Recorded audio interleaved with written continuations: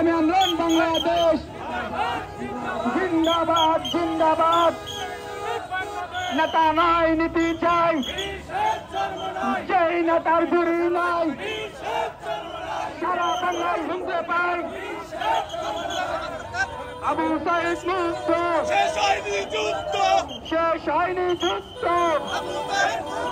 নারায়ে তাকবীর। ইসলামী আন্দোলন বাংলাদেশ জিন্দাবাদ জিন্দাবাদ। নেতা নাই নীতি চাই, কারো টাকা বেশি শক্তি ব্যবহার করতে চাই। আমরা অবস্থায় এই জুলাইয়ের বিপ্লব, 24-এর যে অভ্যুত্থানের বিপ্লব ব্যর্থ হয়ে যাচ্ছে আমরা চাই না।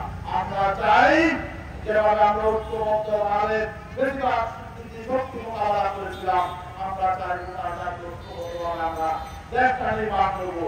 আমরা অবশ্যই নির্বাচন চাই, সেই নির্বাচন হতে হবে সুষ্ঠু নিরাপদ গ্রহণযোগ্য নির্বাচন, অতীতের মতো চেনা নির্বাচন, দামি নির্বাচন এবং প্রহসনের নির্বাচন আমরা চাই না। এই জন্য আমাদের ঐক্যবদ্ধ হতে হবে। আমরা দেশকে ভালোবাসি, মানুষকে ভালোবাসি, ভালো মানুষগুলো ঐক্যবদ্ধ হতে হবে।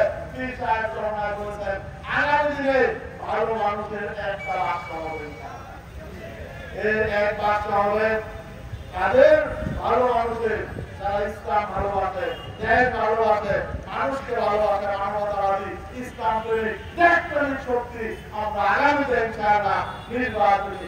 আমরা যেমন বেশিরভাগ উৎখাতে সফল হয়েছি এবং আমরা যেমন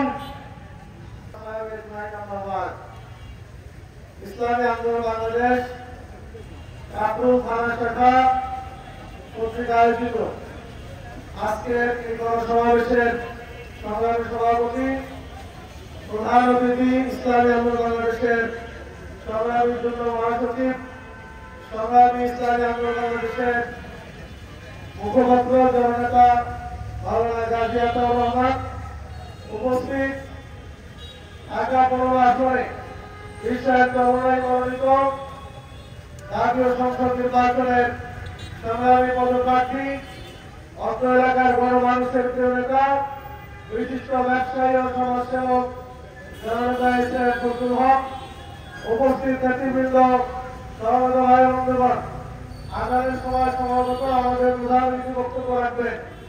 আমি শুধু এতটুকু বলতে চাই, জুলাই আন্দোলন হয়েছিল, এখানে যারা উপস্থিত আছেন এর মধ্যে অনেক মানুষের আন্দোলনের সরাসরি শরীর। আমরা মাঠে ময়দানে ছিলাম। আমরা স্পষ্ট সরকারকে বলে দিতে চাই, এই আন্দোলনের জীবনের মায়া ত্যাগ করে আমরা প্রত্যক্ষ এবং সরাসরি ভাবে আন্দোলনে ছিলাম। কখন বুকে গুলি লাগবে সেই দুশ্চিন্তা চিন্তা আমরা করি নাই। আমরা চেয়েছিলাম পরিবর্তন। সরকার যদি যেন তারা নির্বাচন করে তার হাতে ক্ষমতা দিয়ে তারা যদি চলে যেতে চায়, মনে রাখবেন ইতিহাস আপনাদেরকে আস্থা করে নিক্ষেপ করবে। বাংলাদেশের জনতা নির্বাচন আর হতে দেওয়া হবে না, হবে না, হবে না ইনশাআল্লাহ। আগামী দিনে যদি হাত পাখানোর কাজে আপনারা ভোট দেন, আমরা গ্যারান্টি দিয়ে বলতে পারি অত্র এলাকায় ঢাকা 15 আসনে কোন ব্যবসায়ীকে চান্দা দিতে হবে না ইনশাআল্লাহ। কোন মানুষকে নিরাপত্তাহীনতায় ভুগতে হবে না।